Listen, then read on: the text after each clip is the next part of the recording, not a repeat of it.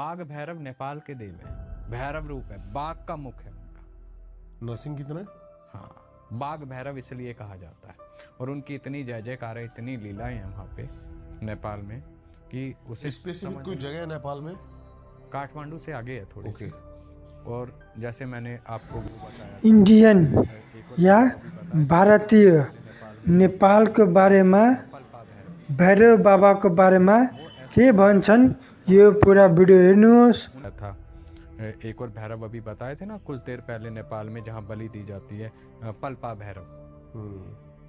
वो ऐसे भैरव हैं, वहाँ की मान्यता ये है उनकी भी कि जैसे जो वहाँ के पंडा हैं, ठीक है, तो अगर आप मुख्य पंडे हैं और मैं आपका शिष्य बनना चाहता हूँ उदाहरण के तौर पे, तो मेरी आँख पे पट्टी बांध के 21 दिन तक नीचे गर्भजून में आरती के लिए ले जाया जाएगा और वहाँ मदिरा की बोतल रखी जाएगी बंद। अगर वो स्वयं खाली हो गई तो मैं उस आरती को करने के लायक हूँ, अगर वो खाली नहीं हुई, ठीक है, तो मेरे को अनुमति नहीं है देव की। और खुली आंखों से सिर्फ मुख्य पुजारी देख सकता है। और मान्यता ये भी है जो आज तक उस गर्भ में गया है, ठीक है, पुजारी के अलावा चाहे उनका शिष्य क्यों ना हो, जिसे अनुमति नहीं है, वो जीवित नहीं आया है।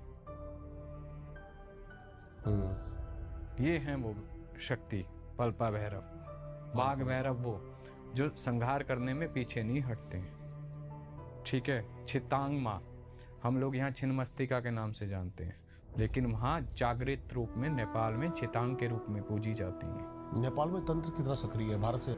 और दिवाली की रात्रि खास कर लोगों को सचेत रहना चाहिए। दिवाली हो गया, दशहरा हो गया, दिवाली से 5 दिन के दिन बहुत भारी होते हैं। इन दिन जितनी भी शक्तियां हैं, उग्र शक्तियां, काली शक्तियां, सब प्रचंड रूप में जागृत होती है अपनी पूर्ण शक्तियों के साथ धरती पर। हाँ, इसलिए कहा जाता है स्त्री को खुले बाल नहीं छोड़ने चाहिए।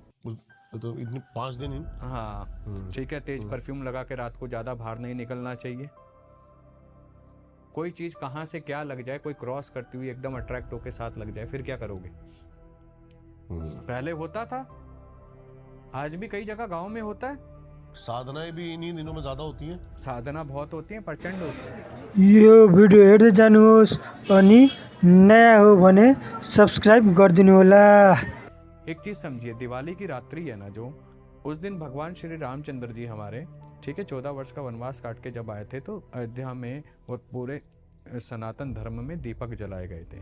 लेकिन इसके साथ साथ एक और चीज हुई थी, देवी महाकाली, ठीक है, असुरों का संहार करके कैलाश पुनः लौटी थी, इसलिए इसे काली चौदस के नाम से जाना जाता है। एक्चुअली में ये काली की रात्रि है, काल की रात्रि है, महारात्रि है ये, ठीक है। अमावस की सबसे बड़ी रात्रि महारात्रि के नाम से इसे जाना जाता है। इस दिन जो भी क्रिया, तंत्र, साधनाएं, टोना टोटका किया जाता है ना, वो पूर्ण रूप से फलित होता है। इन दिनों सिद्धियां मिलती हैं। कई लोग इन दिनों महाशमशानों में, आशु मैत्रानी देवी हैं, आपने नाम सुना है या नहीं सुना है मैं नहीं जानता, उनका आह्वान करते हैं। उनका आह्वान मुठ चलाने यानी हंडिया चलाने में होता है। जो हवा में हंडिया उड़ती हुई जाती है ना, क्या है वो? मारन क्रिया। बहुत बार मैंने देखा, अभी नहीं, छोटे थे हम, 14, 15, 16 साल के, तब देखा करते थे कुछ आग जा रही है उड़ के। कभी ट्रस्ट नहीं किया उन चीजों पे। वो हंडिया होती है, उसे देवी आशु मैत्रानी चलाती है। वो मटका होता है क्या जो उड़ रहा मटका होता है, कच्चा मटका होता है, ठीक है। उसमें कई तरह के भोग रखे जाते हैं, अग्नि प्रज्वलित होती है, फिर देवी को आह्वान होता है, देवी उसे लेके निकलती है। वो देवी लेके जाती है, आशु मैत्रानी। ओके। हाँ, वो देवी लेके चलती है, और वो जब चलती है और जिसके नाम से चलती है, वो उसका आखिरी दिन होता है। ये परम सत्य है। होता क्या है बेसिकली उसके साथ? मतलब शरीर के कोई, उदाहरण के तौर पे आपके स्टूडियो का गेट बंद है, मेरे को कोई जान पहचान वाला ऐसा लगेगा आवाज मार रहा है, 3 आवाज मारती है वो मटकी नाम से, और मैंने जैसे दरवाजा खोला वो उसी समय फटेगी, सट, वो वहां फटेगी और यहाँ हम फटेंगे। वो है ताकत। अभी जस्ट मैंने सुना पहाड़ पे, अभी मैं मनाली गया था, ये 3 आवाजों वाली बात, कि यहाँ पर ऐसा होता है जब आप चलोगे ना, उनको ट्रेन किया जाता है, जो पहाड़ के लोग जो बकरियां चराते हैं, करते हैं, कि 3 आवाज, चौथी आवाज पे में जा रहे हो, गांव में जा रहे हो, 3 आवाज़ तक कभी भी मुड़ के नहीं देखना चाहिए। पीछे से अगर आवाज़ पड़े कभी भी नहीं देखना चाहिए, ये परम सत्य है। गांव में आज भी 3 आवाज़ कोई मारेगा तो कोई पलट के नहीं देखेगा, चौथी आवाज़ पे देखेगा। अपनी तो आदत ऐसी है, पहले भी देखते हैं हम तो, क्या कितना ही दिमाग में को समझा के भेजे, हाँ, भूल होती जाएंगे है। वहाँ जाते जाते। पहले के समय में ऐसी क्रियाएं, ऐसे छलावे प्रेत हमेशा लग जाते थे, ये एक परम सत्य है, ठीक है ना। अब लोगों को सिर्फ उतना ही पता है कि जितना उन्होंने पढ़ा है, समझा है या किसी ने बताया है। भैरव के 52 रूप बताए गए, लेकिन आपको पता है उसमें एक भैरव ऐसे भी हैं जो बाघ भैरव के नाम से जाने जाते हैं।